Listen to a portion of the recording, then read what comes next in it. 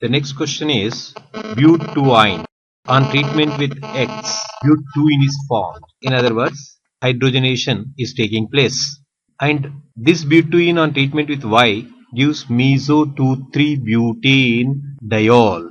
Then what are X and Y respectively? Is it sodium in liquid ammonia and trifluoroacetic acid? Is it Lindos catalyst and trifluoroacetic acid? Sodium in liquid ammonia and osmium tetroxide and nickel catalyst and KMnO4.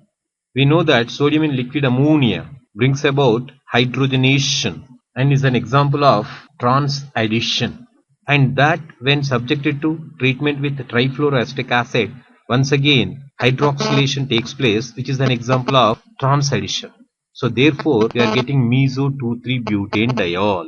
Therefore the answer is A.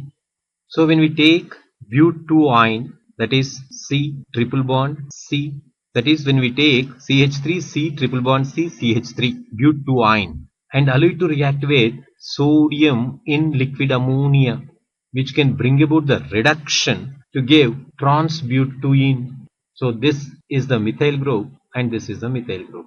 So thus trans addition is taking place. To this we are adding trifluoroacetic acid CO3H. It's not CF3CO2H to be called as trifluoroacetic acid. Instead we need to call trifluoroacetic acid, which also brings about trans hydroxylation. So once again for trans alkene, trans addition.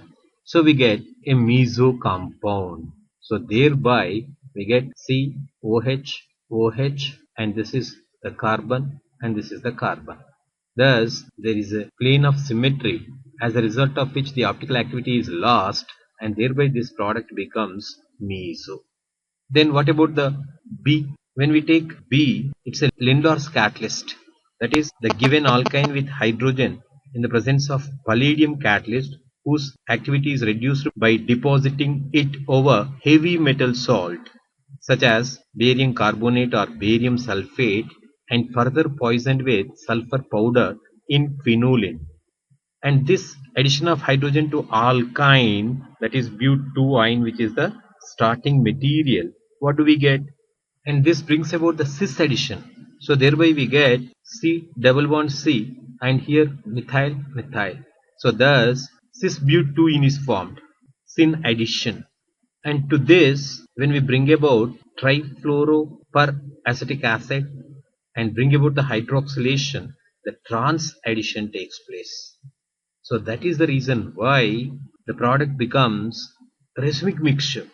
So we get a mixture of both, because it is a symmetrical alkene cis butene to which trans addition is carried out.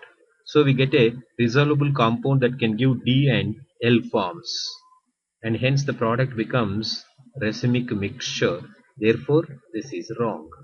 In other words, if we go for cis alkene and if we can bring about the syn addition, then the product formed is meso. Similarly for trans alkene, if we bring about the trans addition, again we get meso product. Whereas for cis alkene, if we can bring about trans addition, we get a racemic mixture, D and L forms.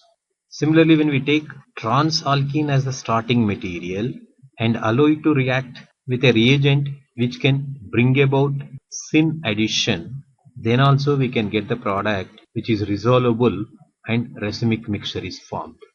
So when we go for the options C and D, then what will be the products of the reaction? Why they are wrong? So sodium in liquid ammonia when we use, that is the first step of butene when treated with this sodium in liquid ammonia, as in option A, we get trans butene. We get trans butene, trans product we get. And this trans product which is formed as a result of the reaction, if subjected to hydroxylation by osmium tetroxide, it is a one which brings about syn addition. Osmium tetroxide brings about the syn addition of the trans alkane. So for trans, we are bringing about the syn addition. So for trans alkene, we are bringing about the syn addition. So we get the racemic mixture. But the answer is given as meso product. Therefore, C is wrong.